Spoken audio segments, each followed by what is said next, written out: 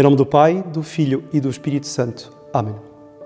Caríssimos irmãos, caríssimos amigos, salve Maria, bem-vindos a mais um Evangelho Dominical, onde iremos refletir na Palavra de Deus que nos é apresentada neste que é o 28º domingo do Tempo Comum. Estamos no ano de São Marcos, então estamos a ser acompanhados por este evangelista que nos apresenta hoje o seu 10º capítulo, versículos 17 a 30. E o que é que se passa hoje no Evangelho? É um tema de veras importante, muito importante, o tema da vocação. Mas vamos então contextualizar-nos um pouco. Recordam-se que na semana passada Nosso Senhor saía da Galileia e dirigia-se a Jerusalém. E como eu disse então, dar-se-ão 4 acontecimentos que nos são apresentados por São Marcos e que são, no caso concreto, colocados na liturgia destas 4 semanas. Nós estamos na segunda desse périplo da Galileia até Jerusalém. Na semana passada, os fariseus interpelavam Nosso Senhor: pode um homem repudiar a sua mulher? Não é? E Nosso Senhor então dava aquela resposta extraordinária, chamava inclusive depois as crianças e dizia que tínhamos de ser semelhantes a elas para entrarmos no reino dos céus. Pelo que nos é dado através dos Evangelhos, o facto de hoje é imediatamente a seguir, ou pelo menos Nosso Senhor estava em alguma terra, em alguma região, e quando ia partir para continuar a sua viagem a Jerusalém, apresenta-se um jovem que entra derrompante a correr e ajoelha-se diante do Senhor. Então começa assim o Evangelho.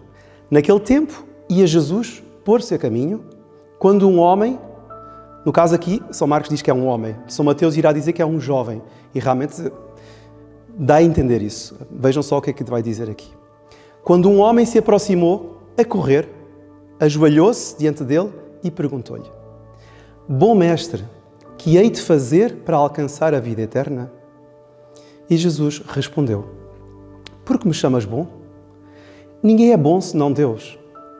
Tu sabes os mandamentos: não mates, não cometas adultério, não roubes, não levantes falso testemunho, não cometas fraudes, honra pai e mãe.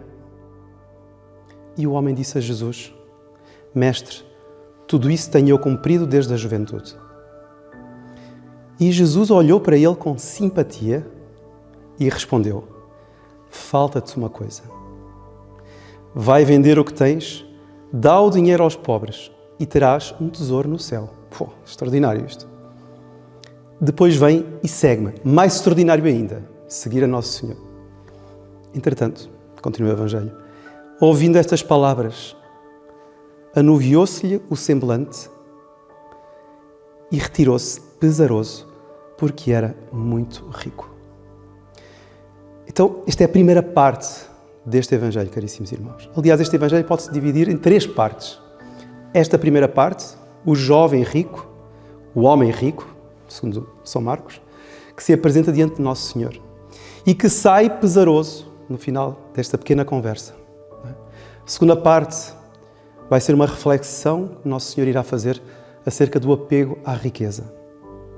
A terceira parte é já numa outra situação, em que São Pedro irá perguntar ao Mestre: Mestre, e nós que largamos tudo, não é? Que recompensa teremos? E Nosso Senhor então dará uma resposta que os deixa completamente além ou aquém daquilo que eles imaginavam. Porquê? Porque Nosso Senhor irá dizer: em verdade vos digo, todo aquele que tiver deixado casa, irmãos, irmãs, mãe, pai, filhos, terras, etc., por minha causa e por causa do Evangelho, receberá 100 vezes mais. Então, caríssimos irmãos, estes 3 acontecimentos, digamos, são o Evangelho de hoje. É um Evangelho um pouco longo, mas eu queria me debruçar, sobretudo, naquilo que é a razão de ser do Evangelho, que é o primeiro acontecimento a dar-se, que é este homem, ou este jovem, segundo São Mateus, que se aproxima do Divino Mestre a correr. Ajoelha-se. Olha que não era uma coisa normal. Uma pessoa ajoelhar-se diante de outra. É verdade que ele reconhece como um mestre. Ele vai dizer: bom mestre, que hei de fazer para alcançar a vida eterna? Só com esta questão que ele coloca, podemos levantar 2 coisas, 2 questões. Bom mestre. Ele olha para Nosso Senhor como um mestre, como um rabi, e um mestre bom. Ou seja, um mestre bom porque, certamente, do que ele ouviu falar, das soluções que Nosso Senhor encontrava para a vida das pessoas, das curas que Nosso Senhor fazia, certamente ia encontrar uma solução para ele. Mas reparem que ele não tem nenhum problema. Que problema é que ele tem? Mas ele tem uma dor de consciência, que às vezes é o pior problema que existe. Não é doença, não é falta de dinheiro, ele tem um problema de consciência. E por isso é que ele vai dizer: bom mestre, que hei de fazer para alcançar a vida eterna? E então Nosso Senhor, vendo um pouco o lado leviano dele, porque quando ele diz bom mestre, ele não está a ver em profundidade quem é Nosso Senhor. Ele acha que Nosso Senhor apenas lhe dará certamente a solução. E por isso ele é bom, porque vai ser bom para mim. Não é? Então, por que me chamas bom? Diz Nosso Senhor. Ninguém é bom senão Deus. Então vejam como Nosso Senhor procura fazê-lo aprofundar-se mais naquilo que ele já de alguma forma explicitou. Não é? Considerais-me bom? E de facto sou. Eu sou a bondade, porque eu sou o homem-Deus.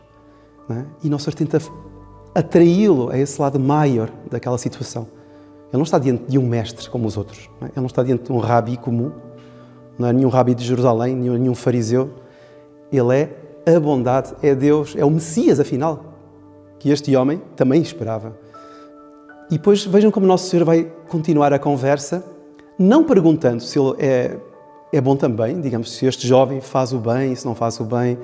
Não, Nosso Senhor conhece. E para provar que Nosso Senhor é Deus, que tem discernimento, conhece perfeitamente a vida dele, conhece todo o seu passado, Nosso Senhor vai dizer assim: tu sabes os mandamentos.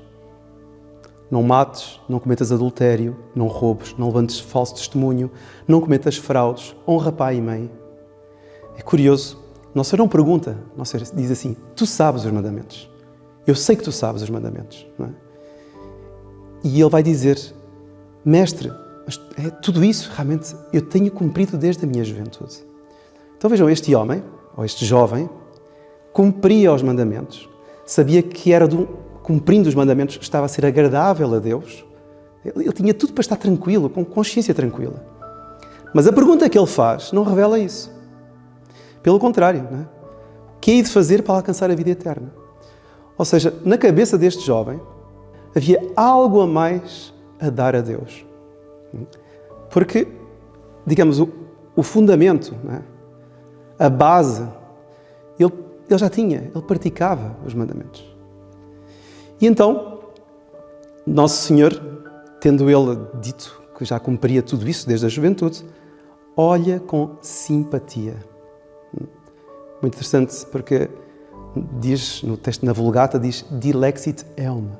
Ou seja, o verbo diligere é a pessoa ter uma ternura para com alguém.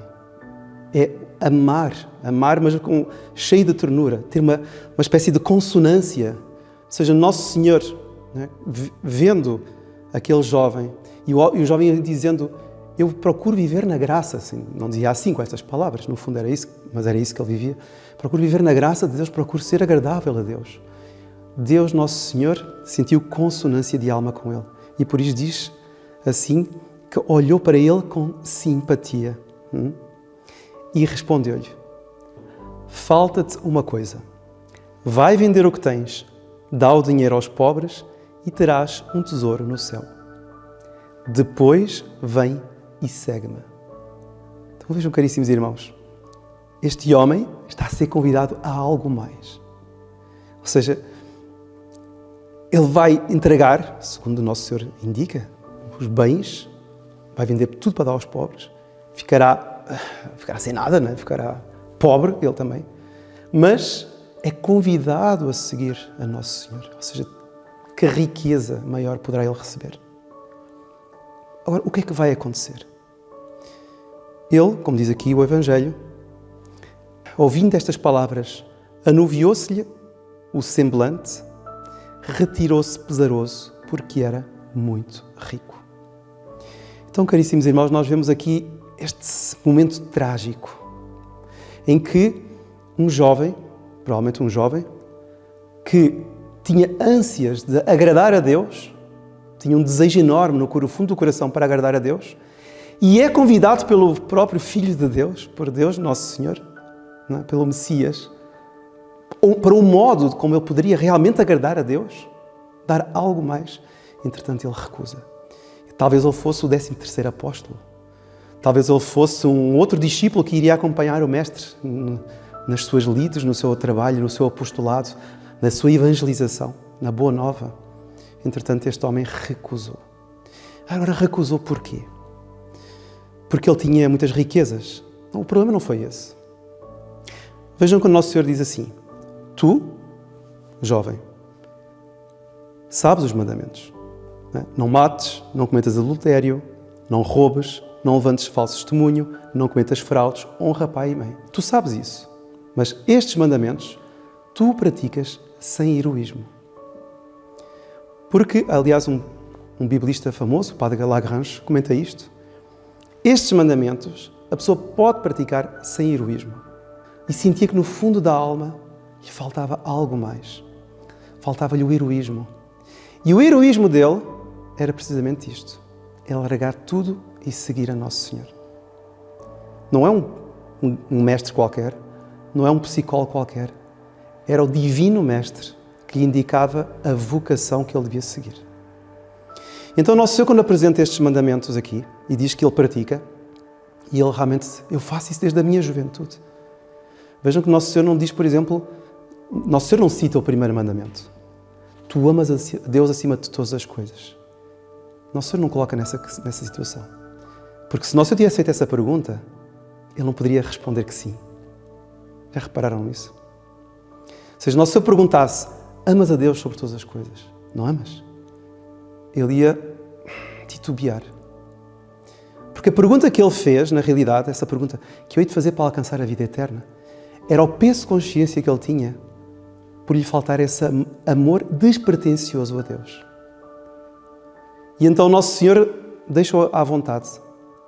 Mas Nosso Senhor, quando vê que ele realmente está disposto, num certo sentido já se predispôs a receber aquela resposta que irá, digamos, mudar a vida dele, tirá-la daquele tédio, Nosso Senhor então dá-lhe essa proposta. Queres ser um herói? Porque tu foste chamado a ser herói. Pode ser que muitos dos que estão aqui à volta, certamente havia, além dos apóstolos, dos discípulos, havia muitas outras pessoas, né? Pessoas comuns. A essas pessoas Nosso Senhor não ia dizer, larga tudo, larguem tudo, abstenham-se de todas as riquezas, larguem a família, larguem os bens, larguem a casa, larguem o carro, larguem... Nosso Senhor não vai dizer isso para os outros, mas para esse disse. Porquê? Porque era a vocação dele. E sendo a vocação dele, ele devia ter, por um lado, agarrado essa vocação e percebido, não é lã assim, não, é isto mesmo, é isto que eu queria. E realmente, se ele estivesse inteiramente de acordo com a graça de Deus no fundo da sua consciência, ele teria feito isso.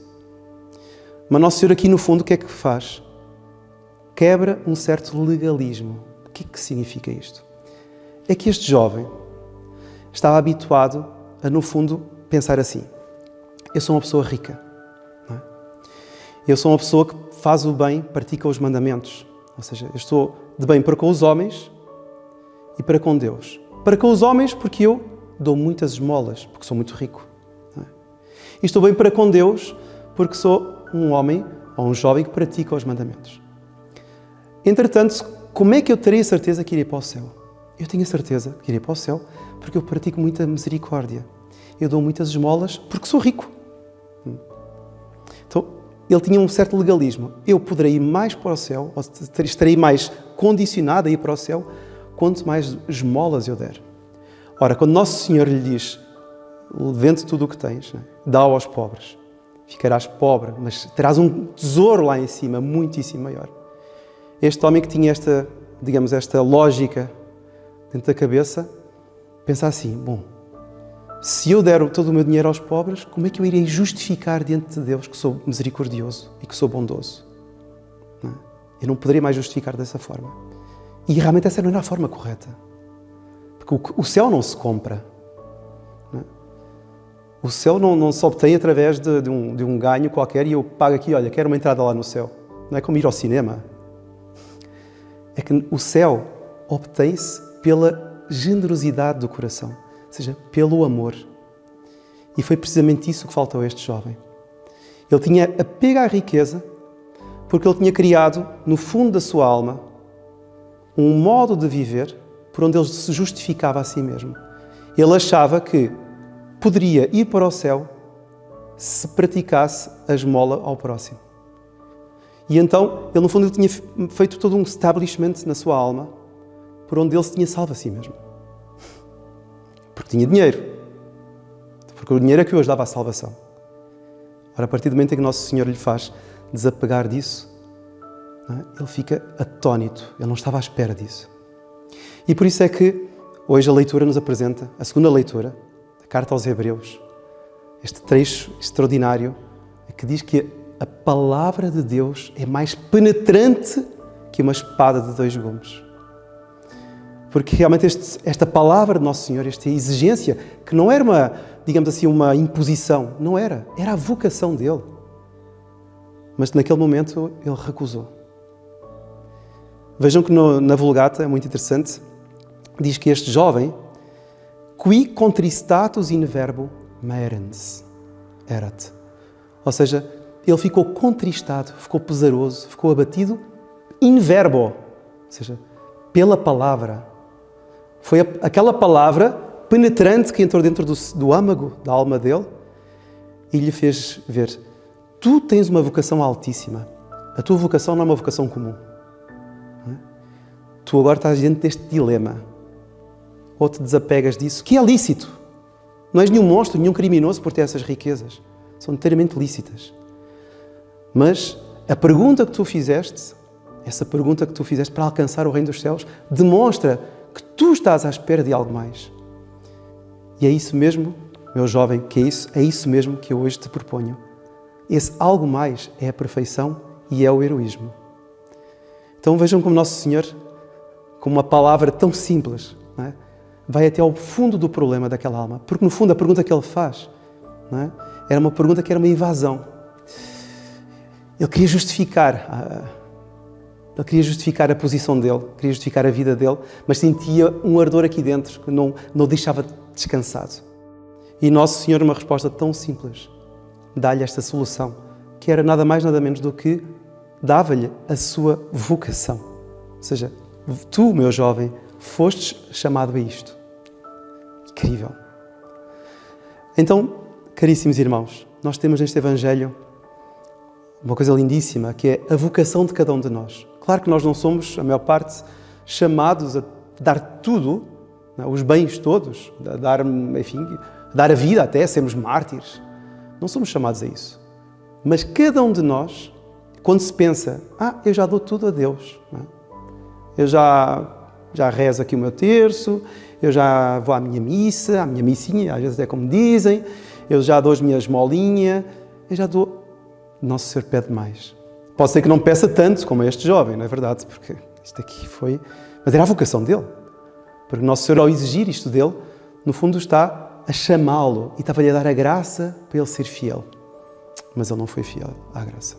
Não foi fiel à vocação.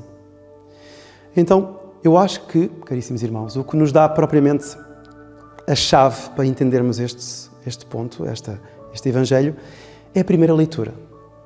Vejam que a primeira leitura do livro da sabedoria diz assim: orei e foi-me dada a prudência.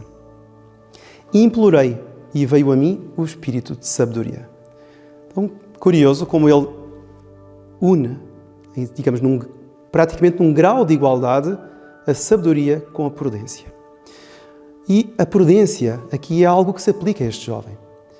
Sim, ele foi um jovem muito prudente, não é? Porque Jesus, no fundo, ia-lhe tirar todos os bens. Mas não é isso, não. É que nós temos hoje em dia um conceito completamente equivocado de prudência. Um conceito mesquinho. Por onde eu tenho sempre no fundo assim, eu na prudência dou sempre um passo para trás, não é? Para não errar. Não é? Então a prudência é quase como uma espécie de um fator do egoísmo, assim, uma espécie de virtude egoísta, por onde eu não vou nunca dar assim algo que me vá prejudicar. Mas isso não é virtude da prudência. A prudência, que era para os antigos, era chamada de auriga virtutum. Era a prudência, a virtude que levava consigo todas as outras virtudes. Era auriga, ou seja, que conduzia as virtudes. Porquê? Porque a prudência, nos antigos, Era a forma mais perfeita da pessoa agindo a alcançar o seu fim. Essa é a virtude da prudência. E por isso é que São Tomás e os vários santos, ao falarem desta virtude extraordinária, não é? Que é realmente uma virtude princeps entre todas, dizem que a virtude da prudência é aquela virtude que nos faz olhar para as circunstâncias e ver dentro das circunstâncias aquilo que me permite alcançar o bem, não é? E com isso conquistar o que eu quero. Ora, este jovem que estava diante de Nosso Senhor e perguntou: eu quero ir para o céu, o que é que eu devo fazer? E Nosso Senhor mostra-lhe a solução. A gente pode pensar assim: mas ele foi prudente porque não largou. Não. Porque o objetivo dele era ir para o céu. Então ele devia ter arranjado todos os meios para alcançar o céu. Essa era a prudência. A melhor prudência, a virtude da prudência, autêntica, virtude, lo que se disse, não é? É quando a pessoa é ousada. É verdade que de vez em quando vai ter de fazer assim uns jogos de cintura, mas a prudência é o meio mais rápido e mais eficaz para eu alcançar o meu fim. Então este jovem, a gente pode pensar assim, foi muito prudente. Nada. Ele foi um jovem poltrão. Ele foi um jovem covarde. Porquê? Porque ele, no fundo, concebeu erradamente a prudência. Ele devia ter sido ousado, porque o verdadeiro prudente é aquele que é ousado. Sabe, nas situações, utilizar-se daquilo que está em seu entorno para poder alcançar o seu objetivo. E o objetivo dele foi malogrado porque ele teve apego. Este apego não foi por causa das riquezas, como nós vemos. Este apego veio pelo orgulho que ele tinha formulado no seu coração. Pela própria justificação que ele tinha colocado dentro do seu coração. Salvar-me-ei porque montei um esquema para a minha salvação. E não era o esquema que Deus tinha para ele. Então, caríssimos irmãos, vamos pedir a Nossa Senhora por cada um de nós também. Nós também somos chamados, cada um, uma vocação diferente. Cada um saberá, verá no íntimo do seu coração Nosso Senhor Jesus a chamá-lo para uma vocação e, sobretudo, heroica. Todos nós somos, de algum modo, chamados a ser heróis. Que Nossa Senhora nos ajude a essa fidelidade, essa disponibilidade, essa generosidade a entregarmos o nosso coração ao seu Divino Filho, a Jesus. E que a bênção de Deus Todo-Poderoso, Pai, Filho e Espírito Santo, desça sobre vós e permaneça para sempre. Amém. Salve Maria, louvado seja Nosso Senhor Jesus Cristo.